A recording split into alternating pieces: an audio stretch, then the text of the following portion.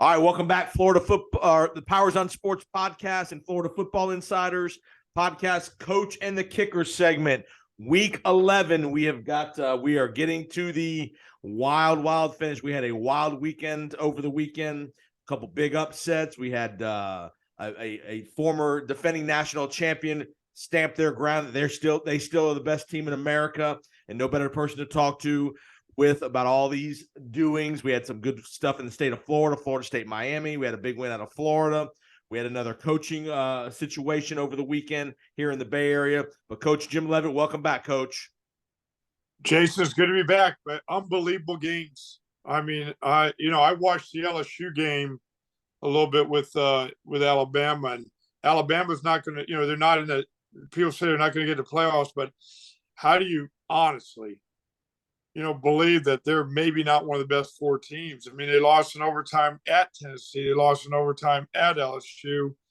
They're awfully good. It's the kind of team you would not want to play in a bowl game, and of course they've got Ole Miss this weekend. I know I went off on a little bit of a tangent there, but I mean that was unbelievable. Then what happened with Georgia, I thought might happen, the line of scrimmage, and just too strong. Let's start there. Let's start at Alabama LSU. Great game, night game in Death Valley. That's always worth a couple of points, just the crowd and the energy and all that stuff. But give Brian Kelly credit. He kept his team in the game. Their defense played really well. They didn't allow Alabama any big explosive plays. They grinded out the game, and that fourth quarter was a wild fourth quarter. I think 4 lead changes in like the last 7 minutes. Both quarterbacks, the guy we've talked about a couple times, Jaden Daniels, played really well, made plays with his legs and his arm, and just talk about the LSU defense. Well, no question. I thought LSU did a great job. Certainly Brian has done a great job with that program and his staff. And, of course, I've gone up against Brian Kelly a number of times when he was at Cincinnati. Great games. We always had great games, always came down to the wire for the most part. But Daniels, he's the difference to me. He's that good. And, I watch him all the time. I watched him at Arizona State when they went and beat Oregon after Oregon dropped him. And then what he's done at LSU and the way LSU has built, right now, there's a lot of argument that, that they're not one of the best teams in the country. And they're just hitting a great stride at the right time. And certainly the defense did a great job, but Alabama moved the ball. They had their quarterback is special. He made some unbelievable throws. Yep. He moved out of the pocket. He kept his eyes downfield and made some incredible throws in that game too. Those are two great teams. I mean, two great teams. It ended up being kind of like I thought it would be. Let's talk overtime. So Alabama gets the ball, they score, go up 7. First play that LSU gets the ball, Daniels runs 25 yards for a touchdown. I think had they not scored on the first play, that they might have kicked the extra point. But with all the momentum of him running 25 yards for a touchdown, I think that made the decision a lot easier for Kelly to go for 2. Usually, you tell me more of this as the head coach, the home team wants to go for 1 and extend the game. Usually it's the road team that might go for 2 to try to win. What were your thoughts of Brian Kelly saying, nope, we're going for 2 right now to win the game? Well, obviously it worked, so he made the right decision. I mean, those big cojones. You got to have some big cojones to do that in year 1 at LSU and Alabama game. Well, it's just like my first year at South Florida, we played Georgia Southern. Very first year, last game. They hadn't had a they'd won like 100 games in a row. I mean, they were a powerhouse. We had 18 true freshmen playing. Right. Came down to the end of the game, and I went for 2 because I didn't want to keep going with them. Kind of like Brian Kelly. We didn't get it. And the media asked me in the game, he goes, if you could do it all over again, what would you do? I said, well, I certainly wouldn't go for 2 because we didn't make it. So Brian Kelly made it, worked out. But those are decisions that are tough. You it's a gut feeling. He felt like Brian had momentum, felt like but his comment was whether he didn't want to keep going with playing with Alabama. And I understand that. So made the right decision. Daniels got out to the right side, kept the play alive, and I think threw it right to the pylon there, and they got the 2 threw it points. to Jason Taylor's son, who's the freshman tight end, caught a freshman touchdown tight pass, and he's the one that caught the 2-point conversion. And obviously, Jason Taylor, his son, played at St. Thomas Aquinas down in South Florida, so some Florida connections there as well.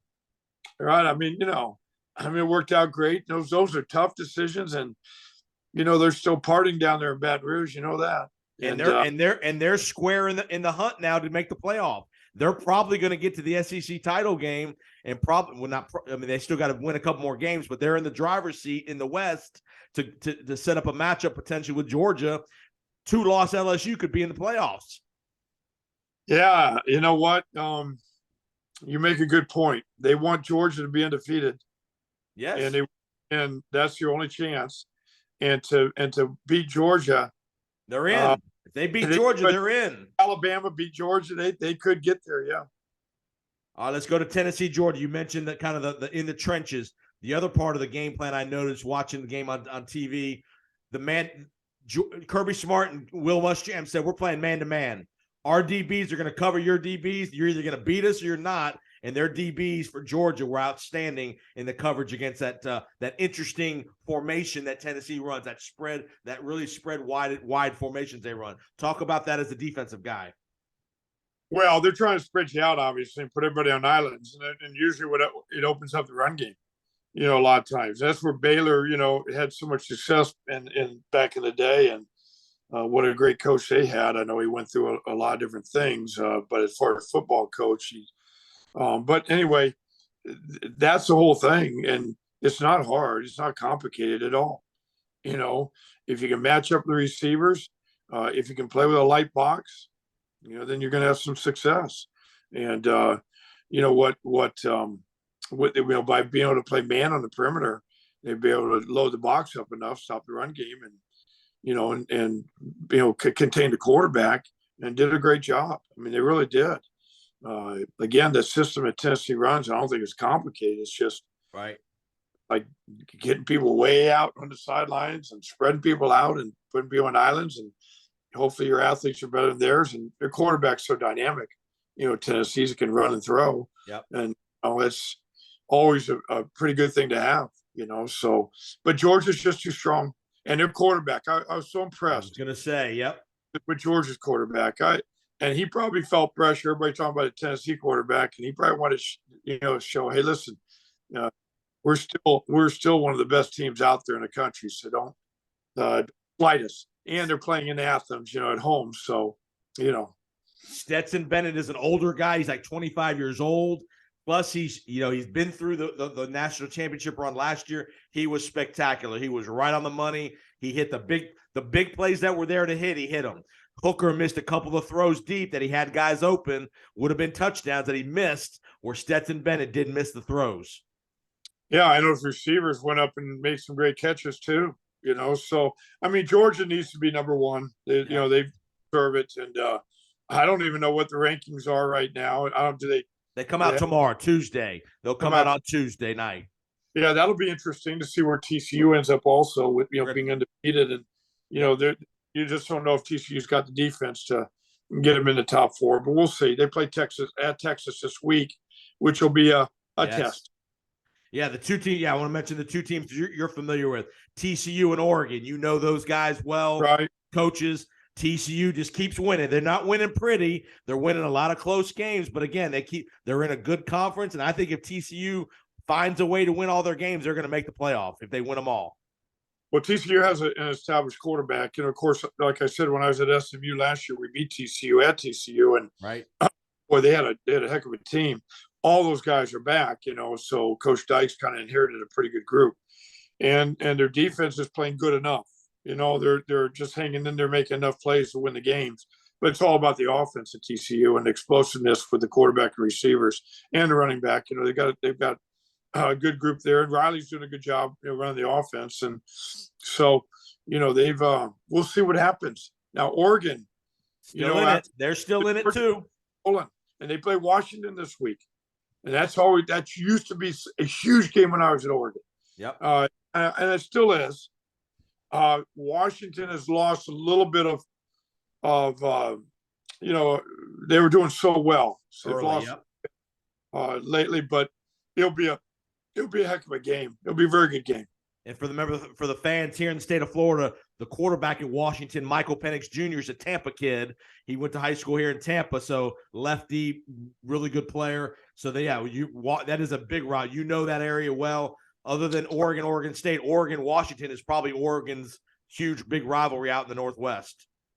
Well, it is. You always got Oregon State, but we beat Oregon State all the time, and of course, Oregon State's much better now, though. They are. Ryan Lindgren's their offense coordinator, doing a great job, and I like their head coach Smith. I think I know him. I think he's really, really good. He was the OC at Washington when Peterson was there when we played and beat Washington with Peterson. Peterson, one of the great head coaches, ever. And so for us to beat Washington and Peterson's head coach was a big deal. It'll be a big game, no doubt. And you saw, and last thing, and then we'll get to all the state of Florida teams here. Clemson finally self-destructed with the quarterback situation. The quarterback play in the offense has just not been good enough there. And they finally, I won't say got exposed, but they finally just ran out of the defense, didn't play elite. They gave up we talked special teams. Notre Dame blocked a punt for a touchdown, I think, in that game. Just they finally, the offense finally couldn't deliver for Clemson. Yeah, I mean, the quarterback they've had has never been as good as some of the quarterbacks they'd had before. Right. And they won in spite of him, and he's not a bad quarterback, but not the elite quarterback they've had. And, you're right. They finally, now they'll have to be interesting to see how Clemson, what they do now with the quarterback. Right. Because that'll be real interesting because they've lost. They're going to have a hard time. They feel like they could probably still get in the playoffs. And they're not getting in. They don't have any quality wins. They don't have anybody else and nobody else to play. Right. But you know what? You don't know because if they, all they can do is control what they can control, and that's to keep winning. And if they keep winning, see what happens with those other teams in front of them. You just don't know. It's an interesting year. Alabama's got 2 losses. Would a Clemson 1-loss team be better than an Alabama 2-loss team?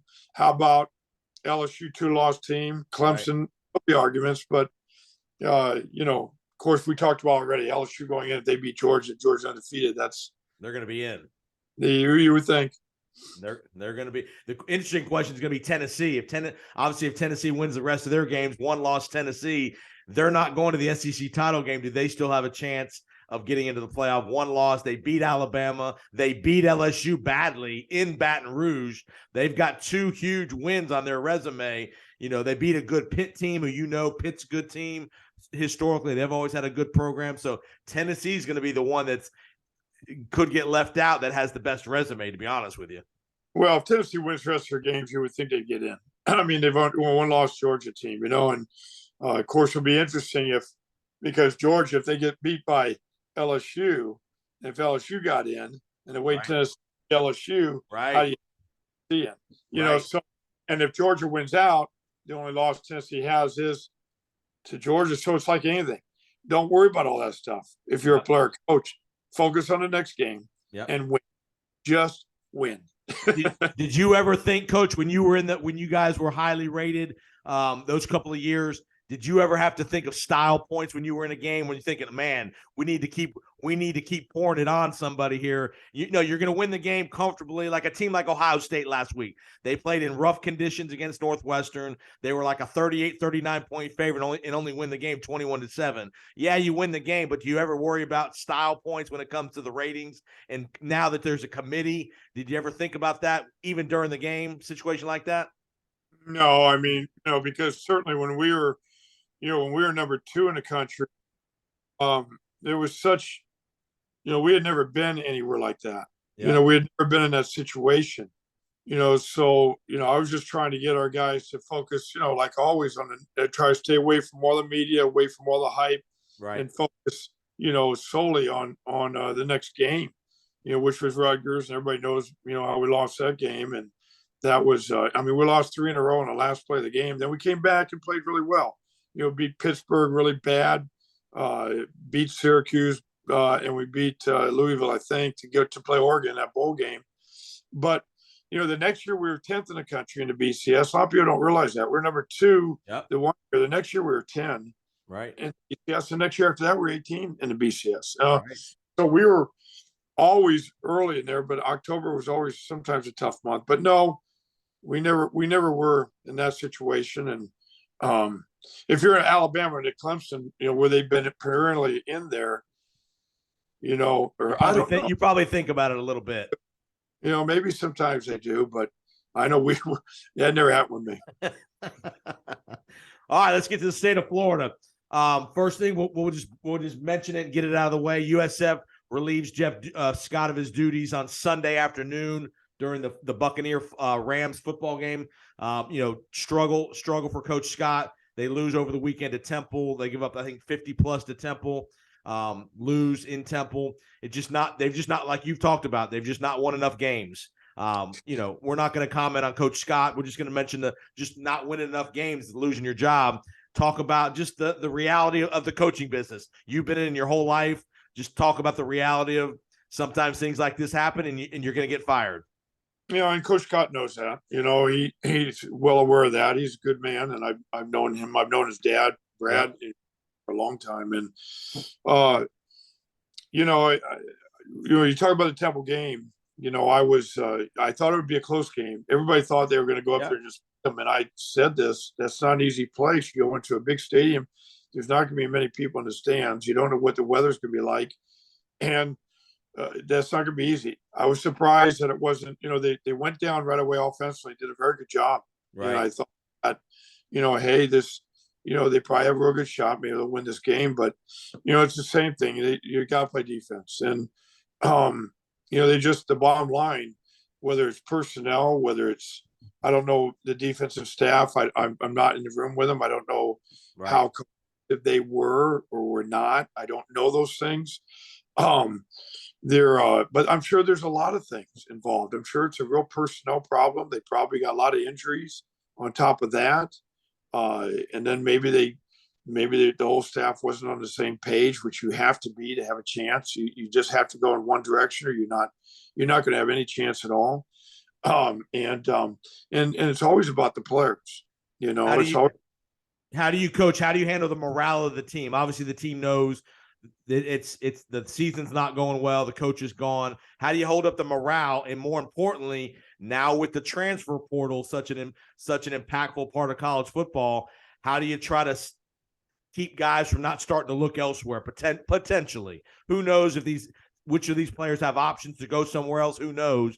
But how do you keep the morale in these last 3 weeks of the season? Well, like I've always said, you be honest with the guys. I had the situation. I was interim head coach at SMU. We were going to play Virginia in the bowl game, in the Fenway Bowl, and you have a staff that leaves, other people coming in. It was difficult, but I got through it pretty well because I was just honest with players. And you just got to be honest with the players here. The opportunity to play the game of football, first of all, is a blessing. Yeah. You're even to have a game. Some guys get hurt. They lose opportunity to play for one reason or another. You have an opportunity to play another game against a very good SMU team and a home game. Right. And, just the opportunity alone is a big deal, and the next thing is you got to play for your seniors. To me, if you really have a team that cares about each other, you don't want the seniors who are most of them are not going to play ever again. And they're probably not going to play. They've only got one more home game against Central Florida. Right. Every opportunity you play for those guys, and fight for them. That's a big deal. And if you want to go in a transfer portal, you want good film. That's true. That's true. That's true. Well, it's just not any different than the exhibition games in the NFL.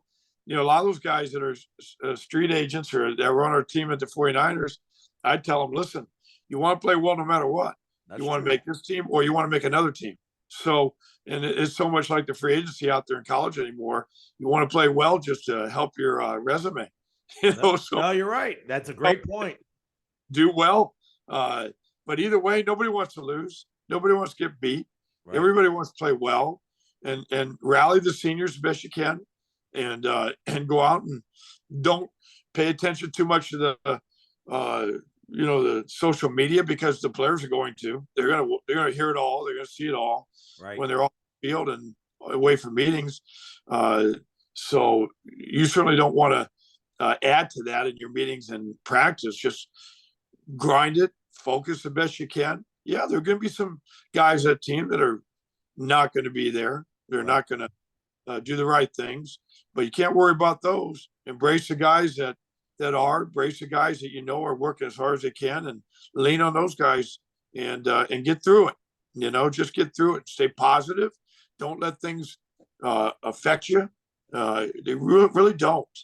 Just go out there and with a single purpose on preparing the team the best you can to play the very best game you can to put yourself in a position to win. Is it easy? No, it's not easy. But special team. Go ahead. Sorry.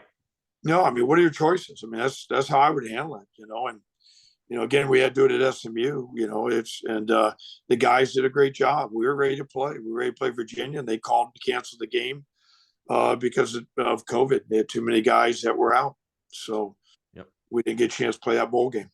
Special teams coordinator Daniel DePrada is named the interim coach. I've met him a few times. Good guy. I think he'll do a good job. He's very energetic. He'll do a really good job keeping them motivated these last 3 weeks or so. So again, be interesting to see what candidates emerge. Who knows? That'll be something that we'll talk about down the road. But change down here in Tampa, South Florida. All right, you listen to the Coach and the Kicker segment presented by Beef O'Brady's. We're with Coach Jim Leavitt. Beef O'Brady's on the corner of Bush Boulevard and Himes Avenue for all your sporting needs, watching needs. We've got the World Cup coming up, football, hockey, basketball. Coach, what's your favorite sport outside of football? Football. I like hockey. Okay. I really enjoyed the Lightning last year, and I haven't got to a game yet this year because I've been going to the Bucks games. Yeah. But I really, really like hockey. I really do. Of course, I was a head track coach in college. Okay. So track field is, you didn't know that, did you? I did not. Coach of the year, in fact, one year, because I could recruit. Was that at Mornings? Was that at Morningside? It was, and we finished 11th in the country. Wow. I had some really good. I had Charles Johnson from Tampa King High School, a great hurler. Brought him up, and Todd Smith and Jeff Smith, two great runners from Lakewood High School. Nice. And I had another really Daryl Thomas from Gibbs High School, tremendous quarter miler, and we ran the 4x1, 4x4. We had good hurlers, so we did well. I had a fun group. Very cool. All right, so I know you were at the Bucks game yesterday. Let's talk about the wild finish in Raymond James Stadium. Our boy Tom Brady does it again. I want to talk defensively. Last drive of the game by the Rams. Very soft coverage. I was shocked. The Bucks hit that 15 or 20-yard ball to Otten up the seam, and then after that, I was shocked how soft and how easy they made it for the Bucks to get out of bounds. Especially the Bucks had no timeouts. If you keep the Bucks in bounds one time, you probably win the game because there's just not enough time to run the plays. How surprising were you to see that the Rams were as soft as they were on the outside? Well, yeah, I don't know exactly what the calls were and what they were doing with it all, but they played such good defense the whole game. But that's Tom Brady.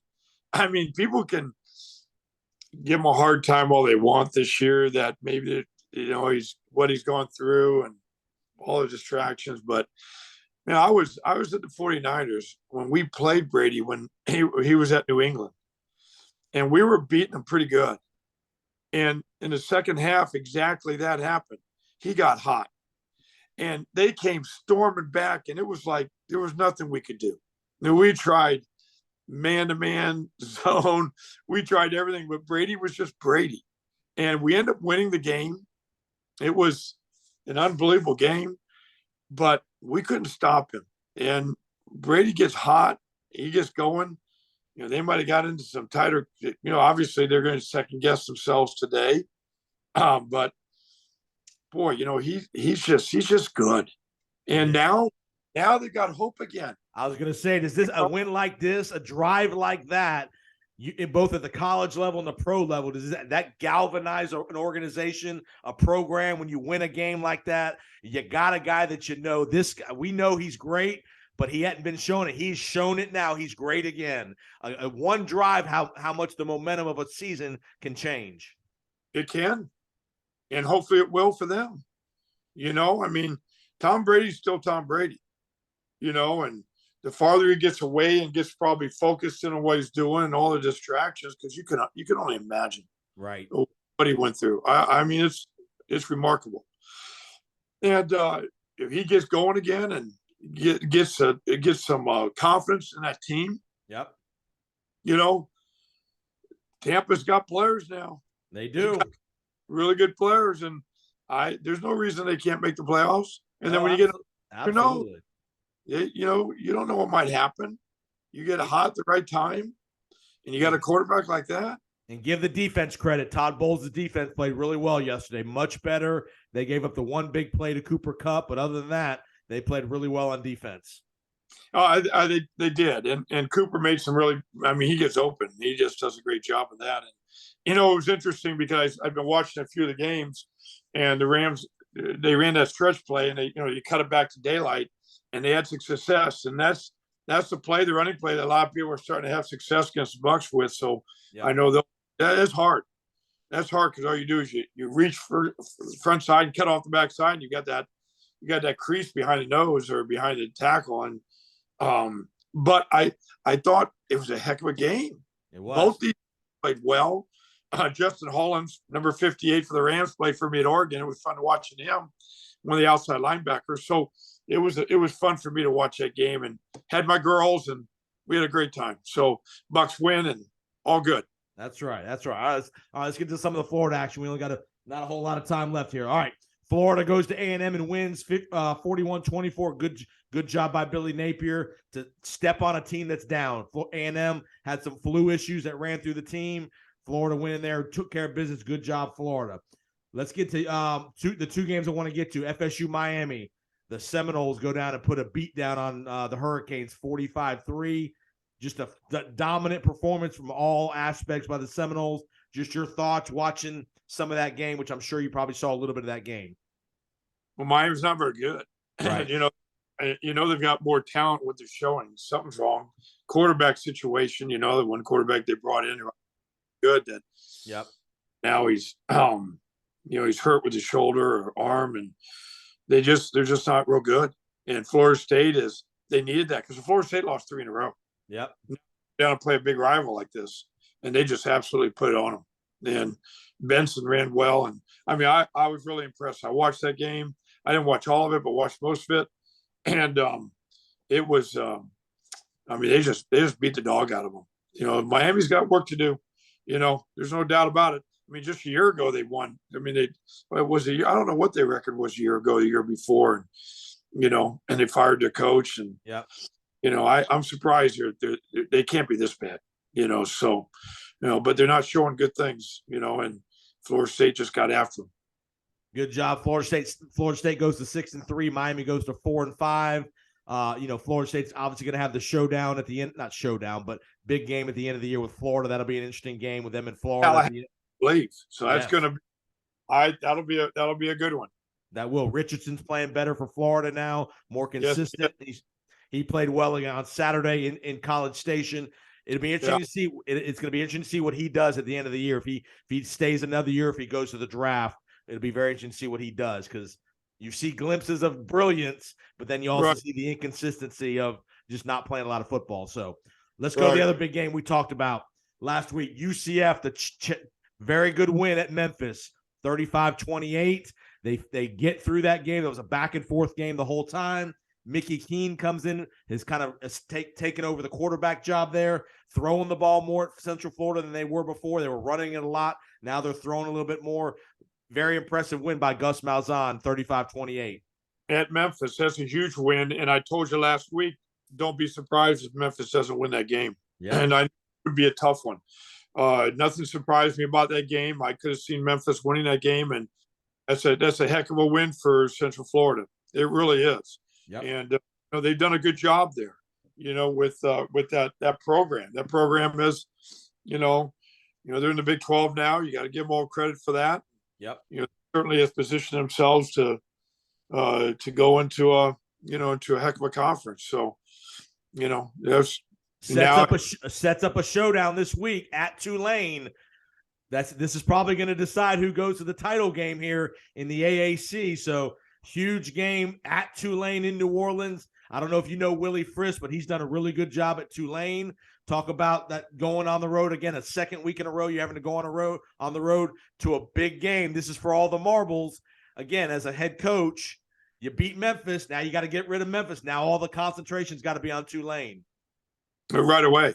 I mean, right away. You can't be thinking about Memphis at all. On the way back, they were breaking down film of Tulane, and certainly the analysts and the GAs were breaking it down, 2 or 3 days ago. And you got to get your team. In fact, in the locker room, after they beat Memphis, I'm sure Gus told the team and talked about Tulane a little bit in that locker room. That would be a good thing to do, I think. I always did. We bring up the team you're going to play right away next week. I think Tulane, because their defense, I got to believe Tulane might win that game now. It's going to be a close game, I think. I think it'll be very similar to the Memphis game, but going to Tulane and be on the road again.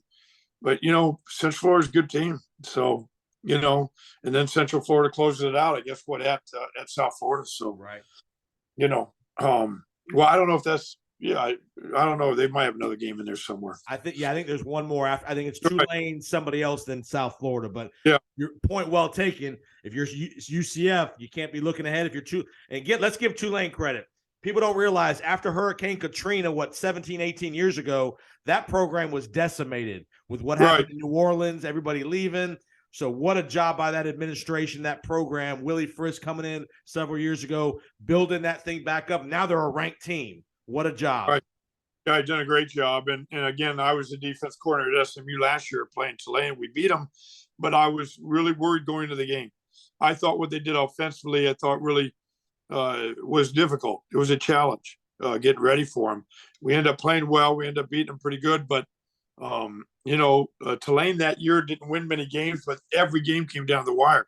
And that just shows the demeanor and the foundation of the program. Those players are going to play hard. And, that's the main thing you've got. When you build a foundation, any program, you have to make sure that your players are playing hard. There's no matter what, that they lay it out there.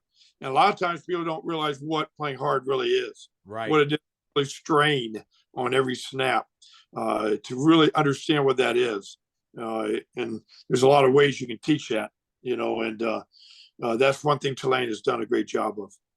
And mention one more thing, we'll get out of here. FIU went to North Texas and got beat pretty soundly. That wasn't unexpected. They were a heavy underdog. But again, interesting game coming up. I think FIU and FAU, play this week, I believe, right? I think this week down south. So again, you were part of that FAU program. That program a little bit. Is that a rivalry for them? Is that a big rival for them? Well, we talked about it. We beat FIU pretty bad when I was there, and